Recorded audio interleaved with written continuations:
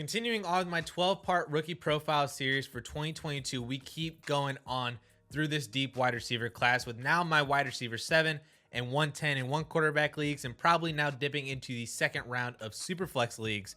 Georgia wide receiver George Pickens. Pickens is actually a very exciting prospect to me because I think he has a really high ceiling to be a very good wide receiver 1 for an NFL team, and then that means a very good wide receiver for us in fantasy football. And perhaps that's not inherently shown by my wide receiver 7 ranking in this class, but as I will get to in a bit, there's a balance that I'm trying to find between his upside and his floor, which could ultimately just be another NFL bust.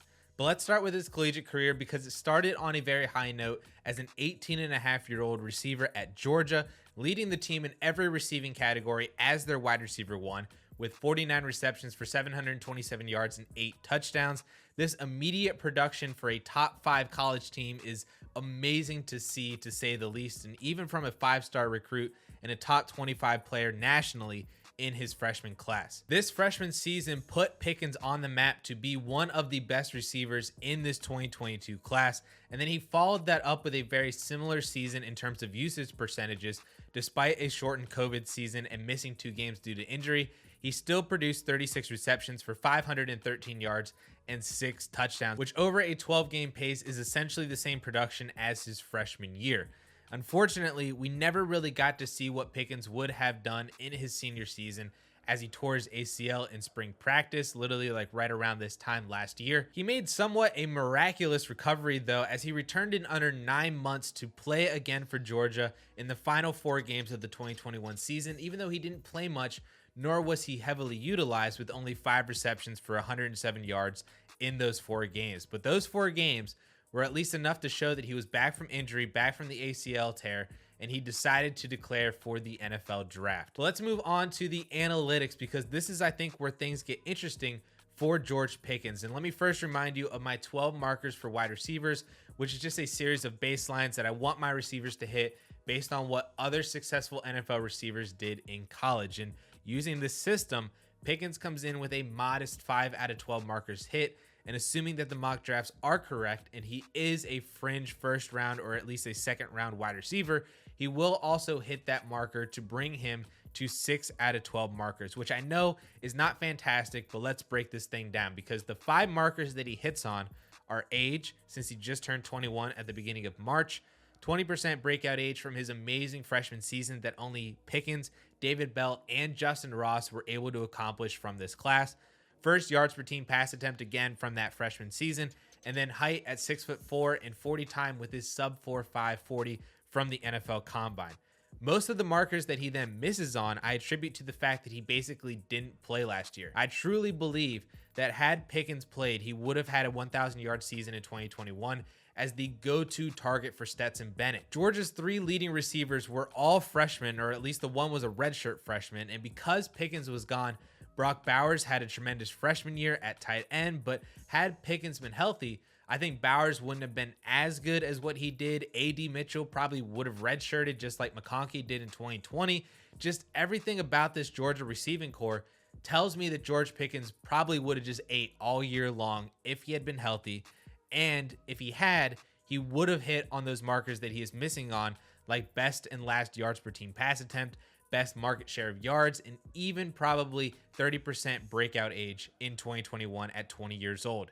The 2 markers that I can't write off though are BMI, as he is a lanky dude for 6'4", weighing in under 200 pounds, and then also speed score, which is just under 100 because of that weight, even with his 4.47 40-yard dash. But overall, what I see from these markers is a player who is grading out closer to his floor. And again, had he met his ceiling in 2021, he would be in the discussion with guys like Treylon Burks, like Garrett Wilson, ahead of Jameson Williams. I truly believe that if he had not torn his ACL, he would be a solidified top 5 receiver in this class. Now, I know I am saying a lot of if he had done this or had this happened, which is why I have him as my wide receiver 7 in this class, because he didn't actually do those things. However, I do see the upside and potential with Pickens that I'm willing to take that shot on him at that wide receiver 7 price. And that is part of, like what I mentioned in the intro, the balance that I'm trying to find with George Pickens between what he did and what I believe he can do. And when I filter my database down to just players around his height and under 200 pounds, the closest comp for Pickens there actually is DJ Chark, which I think is a very good median projection for George Pickens in the NFL. And if you extend that weight out just a little bit more to under 210 pounds, you get players like Sidney Rice, Corey Davis, and Devontae Parker, all good players in the NFL who had their moments for fantasy.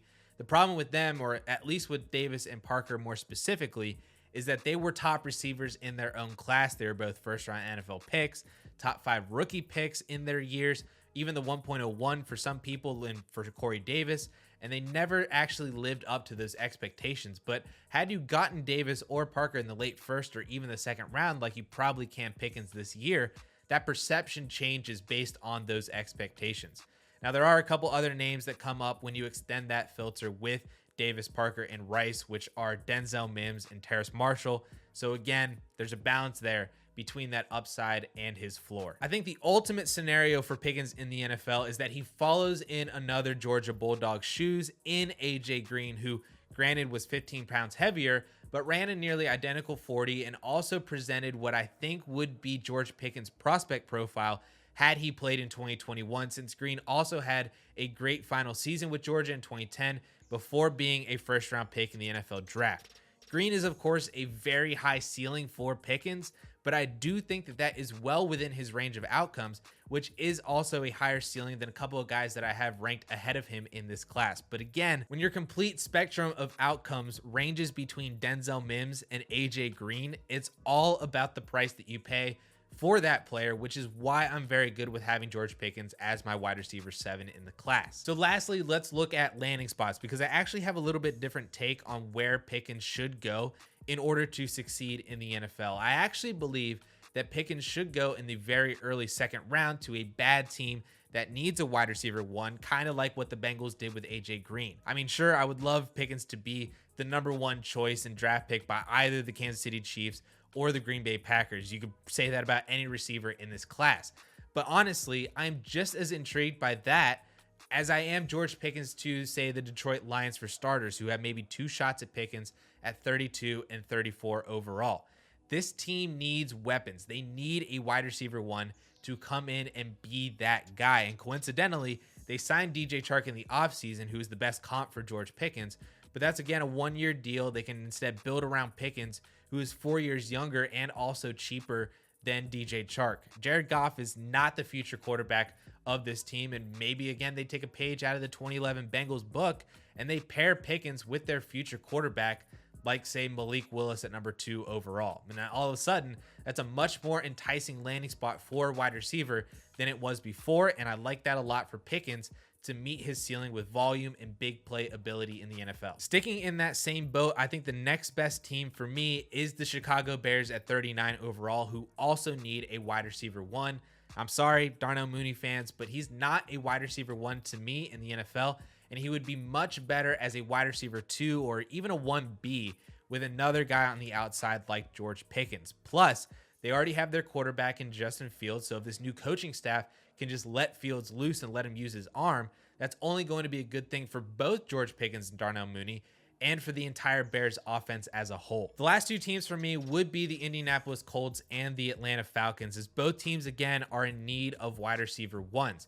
I like Michael Pittman a lot, but similar to Darnell Mooney, I also think that he operates better as a 1B to another outside wide receiver, and Matt Ryan can sustain 2 receivers for fantasy still, like he has in the past. So I'd like the opportunity for Pickens to grow in Indianapolis on a good team and arguably the most adequate coaching staff out of anybody in that early second round. The Atlanta Falcons, on the other hand, are just another Detroit Lions. Like, they literally need everything, and they need help on offense so badly so that defenses don't just quadruple cover Kyle Pitts.